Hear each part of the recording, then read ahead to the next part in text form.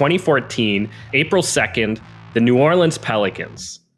You posted 34 points, 13 rebounds in 27 minutes.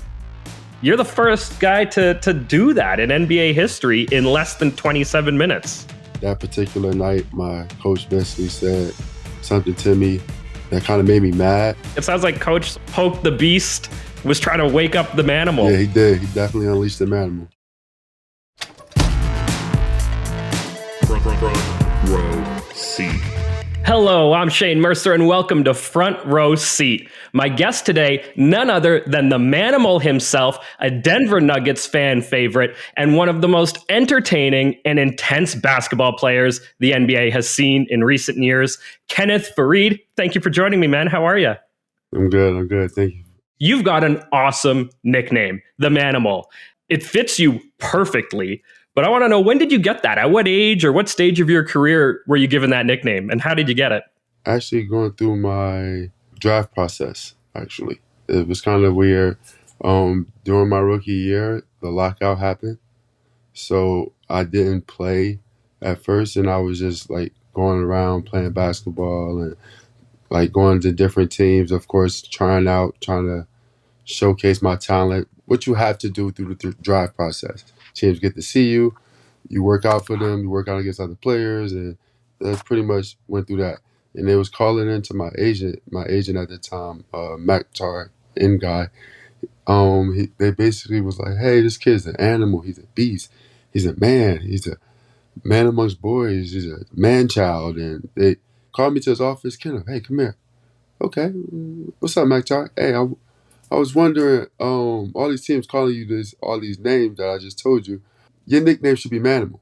I'm like, Manimal? No, my nickname K-Tom. Like, I already have a nickname from college. Everybody call me K-Tom. It's my time. Like, how you got Dame Tom? My nickname was K-Tom before that. Okay. So college, I had the K-Tom, all that great stuff. But he said, no, we're going to call you Manimal instead.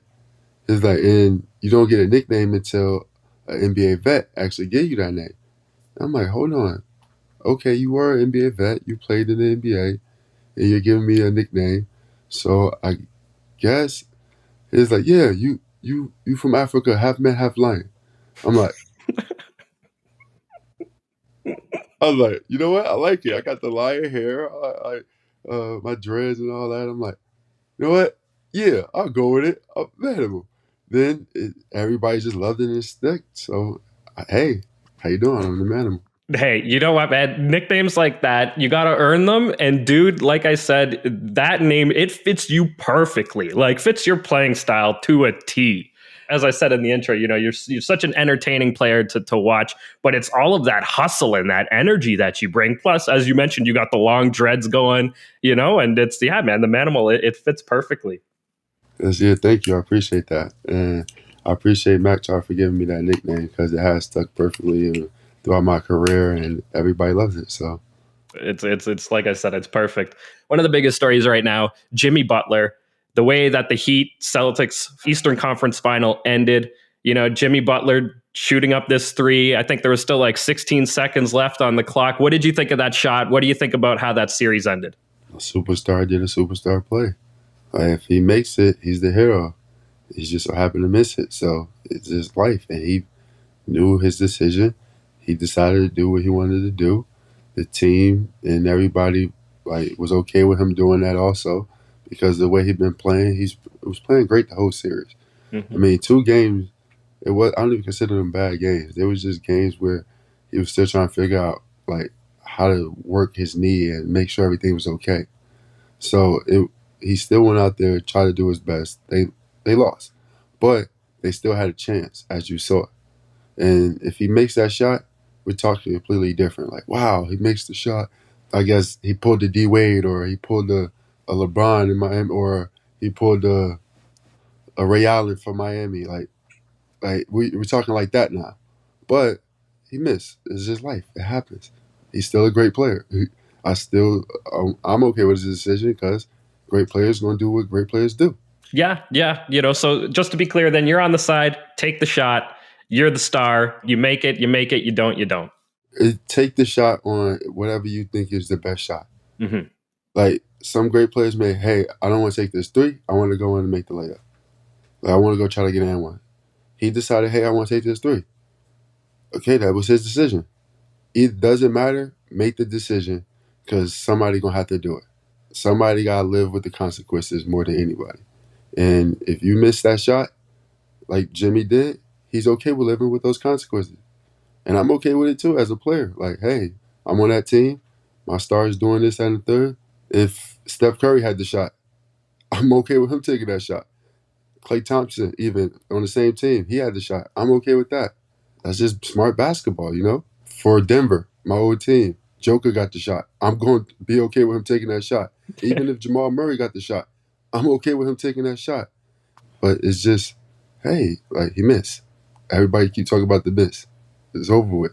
Now we've got a Celtics Golden State Warriors NBA final. Tell me about, what you think of this matchup and, how it looks on paper to you. I think it looks good. It's going to be interesting, you know? Both teams got guys who play hard. Both teams got defensive players of the years. Both team defensive rating is very high. They can score in bunches, both teams, both sides. Both teams got big guards. It's going to be interesting to see how Marcus Smart guards Steph Curry. And then how Wiggins and Clay on guard Jason Tatum. Like, honestly, and Brown is a wild card with a lot of things. So Brown going to go out there. He going to do his thing probably in some games. I don't know. But you know who the star is going to be, and they're going to step up. So it's going to be interesting. And you left out one of the big men on the Celtics there, Al Horford, the vet. Al Horford definitely like doing his thing. Like he turned back the hands of time. Seriously, Like, right? he's showing out, and everybody think that because you're older you can't do certain things or like he didn't have it anymore. That he proven that theory so wrong, and I love it. Like I love it because I'm an older player and I'm a vet. So respectfully, I'm gonna give it up to my even older vets. He's considered a vet to me. So respectfully, I'm gonna give it up to him doing his thing out there in the playoff. Big time. And you're actually going to be hosting a watch party for Game 4 of the NBA Finals on Millions. Yeah. Tell me a little bit about what fans can expect from that. They should expect some excitement, engagement, me just feeling how I used to play against certain players and things, how much guys' games have changed since then, and how I used to scout players this way, like when I played, and now you got to do it this way because of the rule change and things like that. So, yeah, I'm going to just be a great analyst of my perception of the game. And it's a great way for fans to connect with you, right? And really kind of chat with you and like you said, get your perspective on things. Yeah, it's going to be fun. The fans get to, chime in, see what I think about certain players or certain players, and it's going to be fun. Where do you think the series will be at come Game 4? It'll be in Boston. We know Game 4 will be in Boston, but where do you think the series is going to be at in terms of who's winning, who's got the upper hand, where it'll be at that point? I'm just hoping for a good series. That's it. No predictions. Not trying to call any shots here. Nope. I have no dog in this fight, respectfully. Like, I'll say my guy is Clay, Steph, and Draymond.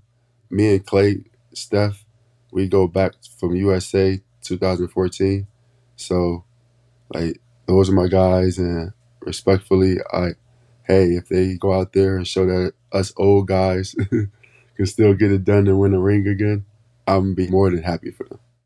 Yeah, I mean, that triple threat there of Clay, Steph, and Draymond. I mean, they've all been playing together for so long now too, and they've got a stack of rings already. And right, respectfully, they're just showing that the old people can still do it. Like, and Jason Tatum and them, they're showing that hey, we've been through a lot, and we're not young guys, but we're not old guys either. Like we're just in between a perfect peak in time. So I like both sides, and respectfully though, like I said, 2014, USA gold. So and I want to get to that a little bit, but first, before we get to sort of that stage of your career, I want to go all the way back to when you were in high school and growing up in Newark, New Jersey.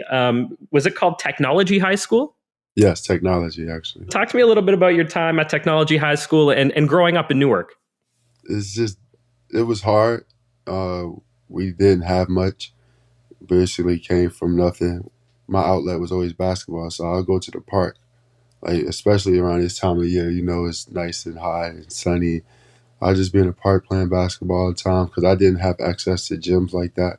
Got a scholarship to Morehead State for it. In those years leading up to you ending up at Morehead State, those high school years, and then you get an offer to go to Morehead. Talk to me about what that moment was like. Did you see yourself going to play basketball in college? No, I thought I was like I was. I had this delusional dream in my head to myself, like, "Hey, I'm going to the NBA after high school. I'm going to show everybody how good I am, and I'm going to play AAU like J.R. Smith did because J.R. Smith just got drafted, I think in 2004 that year. Yeah, I was in high school still. I was about to graduate in 2007, high school, but I was watching JR get drafted when I was going into high school. But I'm looking like, whoa, he getting drafted out of high school. I could do that. I want to be like that. So I had this delusional dream I could go to the NBA out of high school. So no, I didn't think I was going to need to go to college. So when college came to the table and they said, hey, I know you feel like you're good and you're good enough to go to the NBA, but we have these D3 schools coming after you. I was like, wait, what? Wait, what division do you have to be to get drafted to the NBA? And then people was like, Division One. My coach told me. I'm like, more than likely, you want to be Division One, you'll get seen more. So I'm like, I'm not going to none of these schools that come into me and asking me to come here. So I basically just decided, all right, I need to go get exposure. So my junior year, I went to a camp, Top 100 in Pennsylvania. My high school coach drove me out there.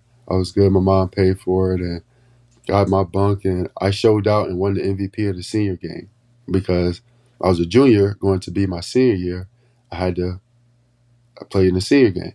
So I played in the senior game, won the MVP, and all these people was like, whoa, who is this guy? Like, he just came on the scene out of nowhere. And it's like basically I had a bunch of energy. I was blocking a lot of shots, and schools came after me. But my grades wasn't the best. Like I said, I thought I was going to the NBA out of high school. That was the plan. Yeah, that was my plan in my life. I don't know about everybody else, but that was my dream. That was my plan. It didn't happen. Like I said, I went to the camp. I did well, got the MVP. Next thing I know, lo and behold, Morehead State coming at me, asking me. Other schools was coming, bigger schools, but I didn't have the grades. So Morehead said, hey, if you get the grades, your grades don't have to be as high here as the other big schools. You can come here redshirt a year if you don't have the right grades, and then you go do work study and like basically do all this extra stuff in order to get the grades and then get a scholarship. Man, I said, no, no, what's the other options? Then they was like, well, you can go to night school and do this night school thing and help get your grades up. So I said, okay, I'm doing that. So I took my time and did everything I can in my power, going to that school every day. After school, even my principal and teachers gave me my work they're like, you're a senior, we're going to help you get into this Division I school. And they all helped me. It was a wonderful thing. And lo and behold, the rest is history. Wow, so a real team effort to end up at Morehead. Yeah, it was. And then, of course, you joined, the basketball team there.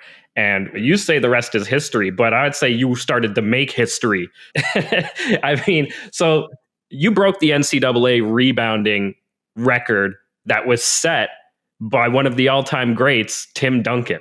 Yeah, I mean, I wasn't setting out to do that when I went to college. At first, when I went to college, I'm like, all right, if I got to go to college, I guess I got to be one and done.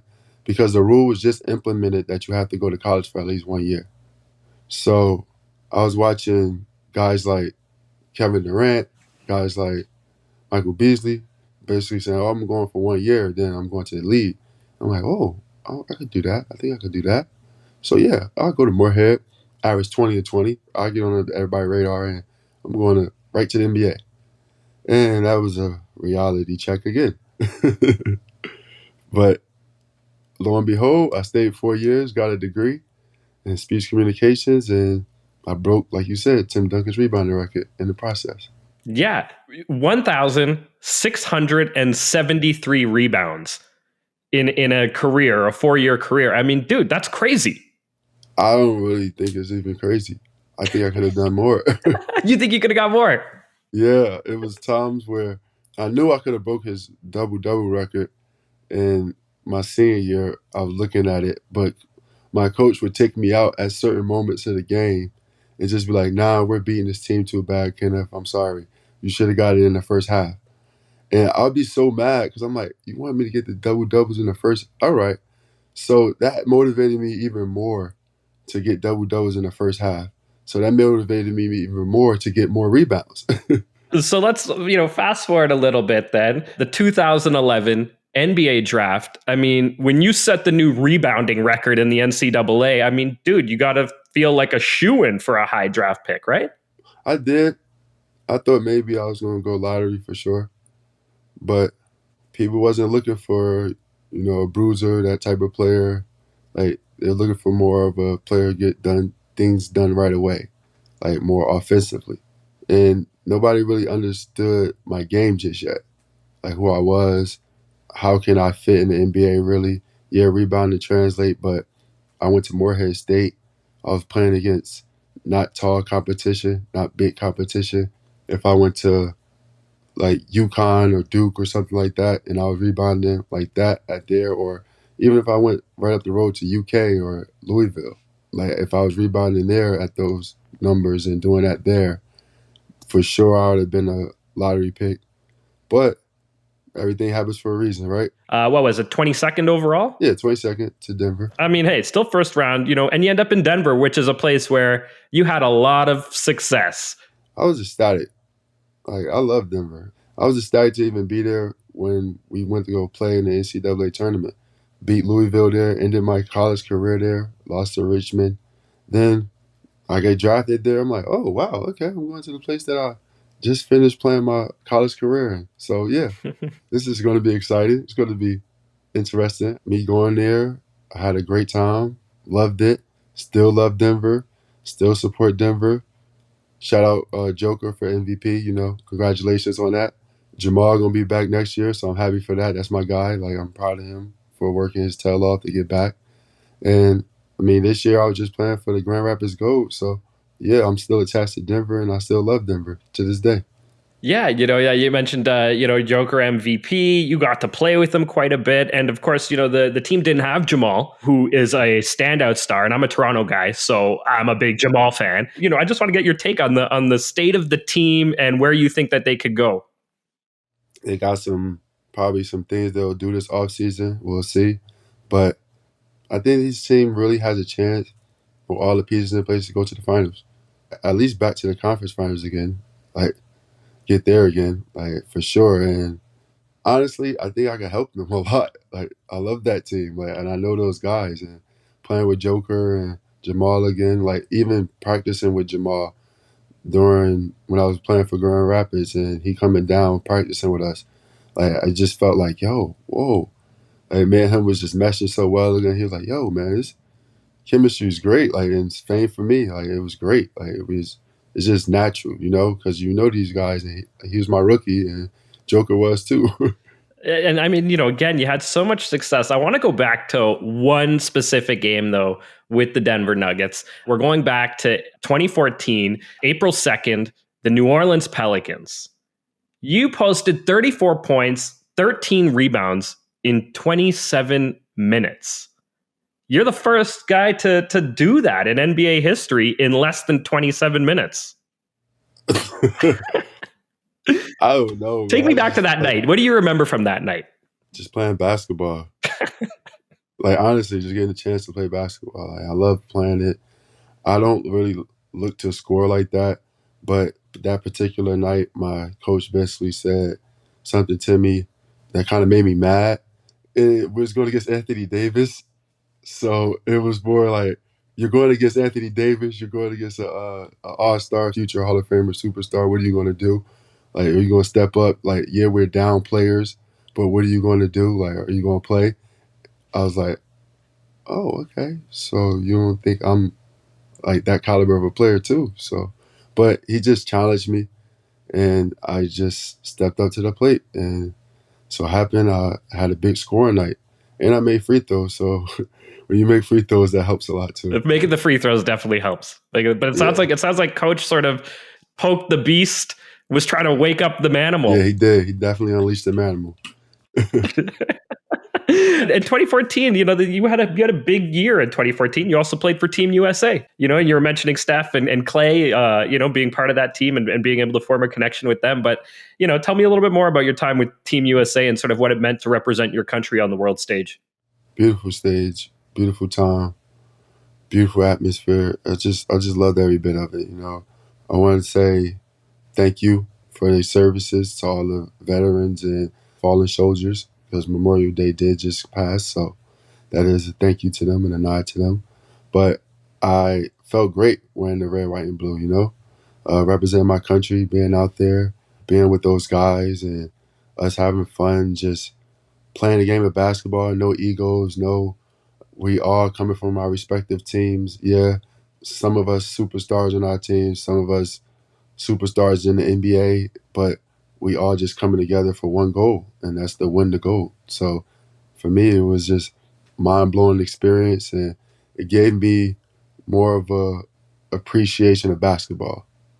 Just being in the countries and Coach K taking us to the base up there, and we seeing the guys go to work and do their job, and we like, yo, we don't have people pointing guns at us while we're going to play this game. So why can't we play it to our fullest extent and have fun doing it and enjoying it? So it's just give you a different perspective and like, hey, I love for the game. Yeah, and you mentioned Coach K there. He just played or coached his last game, just a few months ago. Yeah, But what was it like, playing for a coach of that caliber? that was mind blowing. Honestly, he just instilled so much confidence in you as a player, and he heard the chatter about everything about me as a player, and everybody saying like, why am I even on the team? Like, how did I even make the team? What am I even doing? Like, playing for the team USA still? Like, all these other players, like, and they got basically the C team out there, and I'm like, wow, this is like brutal. This is brutal stuff, and why is Kenneth Faried even starting? Like, he shouldn't be starting for that team. Like, they should have somebody else. And y'all even know me, like, as a player, like, or y'all just saying this because I'm not one of the All Stars yet, or I haven't made my All Star name yet. But Coach K came up to me. He came up to me early and said, Kenneth, I know you hit a chatter. That don't matter. I got you on the team for a reason. You're the engine for these guys. You're the motor. Do what you do. Play the game how you play, and get these guys every night to play hard, just like you do. And that's why I said, okay. It sounds like he wanted some Manimal to rub off on those guys. He basically said everybody keep talking about how we're the B team, we're the C team, and like this, that, and the third, and like we're gonna go over there and lose to Spain, and this is the first time in a long time that Coach K gonna lose the gold, and it's just disrespecting us and him. So he's like, yo, nah, like we're gonna take this, we're gonna leave our egos at the door, we're gonna all gonna come together, and we're gonna shove this right back into everybody's face, and that's what we did. That's exactly what you guys did. Then you went on, you had some pretty great seasons after that. 2015 was solid, 2016. But then I guess you started to get hit with the injury bug. Yeah, I hurt my lower back at a time, and it tore my SI joint in my left lower back. So it kind of put me back, but I have worked myself tirelessly to get everything back to right and everything. And then I started to come back into my own again after getting traded from Denver and Brooklyn. They was just wanting to go young, so I had to understand that, and I respected that. And then I went to Houston, and yeah, everything turned around. How did you find out you were getting traded? My agent just called me and said, the Nuggets are trading you to the Nets. I said, oh, okay. All right. I mean, did you see it coming? Was the writing on the wall, or was it a blind side? No, it was kind of the writing on the Yeah. wall. Um, it wasn't nothing bad. It was just I wasn't being in the right mindset for myself at the time. I've matured since then. Like everything back then was like clouded. too many people around me, too much things going on, and I was like, hey, I need to get rid of everything else. You went overseas. You went to China. You went to Europe over these last couple of years. Talk to me a little bit about how the game is being played over there. They play hard. It's like college basketball to me, Okay. but with more talent. A lot of guys can play in the NBA Is this in China or in Europe that you're talking? in Europe, for sure. You have guys who never touched foot in the NBA, but can probably play big minutes if they got the chance Right. and do a lot of damage and not just play it, but like make a name, a household name for themselves. It's something about the NBA that's just I love a lot more. Brings out the manimal a lot more, like respectfully. You got different perspectives on the game, and you got different coverages, and you can do different things in Europe than you could do in the NBA. Huh. Interesting. Okay. So now you're back. You're back on this side, back in this continent. And as you mentioned, you're playing with the team in Grand Rapids. Yeah. Talk to me a little bit about how that's going. And obviously, as you mentioned and alluded to earlier, you're really trying to make your way back to the Denver Nuggets. I'm trying to make my way back to the NBA. Okay. If it is the Denver Nuggets, then for sure, like that's great. By the same token, the NBA, I just want to be able to get out there and show that I'm still a valuable asset, and still can help a team, not just physically, but mentally, because I've learned a lot and I've grown a lot as a vet and I've matured a lot. So it's not just, oh, I can get out there, hoop and do, yeah, I could do that, but I could also help and now talk to guys and help them progress along and understand the business and both sides of the NBA ins and out. So is that something that you think that you were lacking a couple of years ago? Is it that sort of leadership mentality that developed over these last couple of years? I do believe I was lacking it because I wasn't vocal in a sense. I just let my actions speak louder than my words. So you can't really let your actions speak when you're not playing. And when you're not playing, you can sometimes get into that. It's all about me, all about me. And I'm not like that anymore. Like it's about the team. It's about us. It's about winning. Right. We pray 5 times a day as Muslims, so I take my prayer and salats very serious, and that really has helped me to be more calm, patient, and just a better overall human being. Have you been a Muslim your whole life, or is this something that you came to later in life? I've been searching my whole life, I should say. Now I really truly understand Islam through reading of the Quran and understanding it. So when I was younger, I didn't really do that or understand or pray as much. And now that I'm older and more mature and understand life and just understand things, I'm way more down to just earth, like I'm grounded. Like I feel at peace with a lot of things and I understand a lot of things better. You mentioned earlier that a few years ago your mind was feeling clouded. You felt like there was too much noise. Would you say that your faith has helped sort of clear those clouds? 100%. I believe my faith just helped me like just blossom to the father, the man, and the player I want to be. We've dove into a lot of heavy stuff here. I want to have a little bit of fun, a little bit more fun with you. I want to know, what does the Manimal do for fun? I know that you're a gamer, right? And you stream on Twitch, is that right? Yeah, I'm a big time gamer, and I haven't been streaming lately. Right now, I'm like getting some things in order and just trying to just grind and get in best shape of my life for hopefully a NBA vet camp return and making my way. Who knows right now? But right now, yeah, I'm more so just like I said, working out and worried about my kids and the gaming part. I still do, but it's not really on Twitch as much. So that's the only difference. Okay, so you're just doing a little more casual gaming. Yeah. So what do you play? What system are you on, and what games do you like? I'm on a laptop. It's so much easier. Oh, You can play any games, but I do have PS5, so don't get it twisted now. I play Call of Duty. I play God of War. I play Assassin's Creed. I play Fortnite. I play Apex. I play a lot of video games, man. no, that's awesome, man. It's fun. My son got me playing Sonic right now because he loves Sonic. So all the Sonic type games and the Mario racing and all that stuff, parties and all that. Like, Well, plus we got those movies, right? So he's seeing all of that out there, right? right. It's enticing him to want to play Sonic. And I'm like, I used to love Sonic. So this is a great bonding moment. Come on. Yeah. That's awesome, man. So obviously your fans want to see you back on the NBA court. What's your target? What's your goal? What's your deadline for, when you want to see yourself back on that NBA court? Everything's written in life. Nothing I could do except just go about life and do the best I can do. Us here at Millions, we're rooting for you. I personally am rooting for you because I've always loved watching you play. Thanks, Shane. And you're a fantasy beast. For anybody out there that loves fantasy sports and fantasy basketball, dude, like you are a fantasy manimal. That's, there's no other way to put it. I've heard this before. I've heard a lot of, you won me games single-handedly.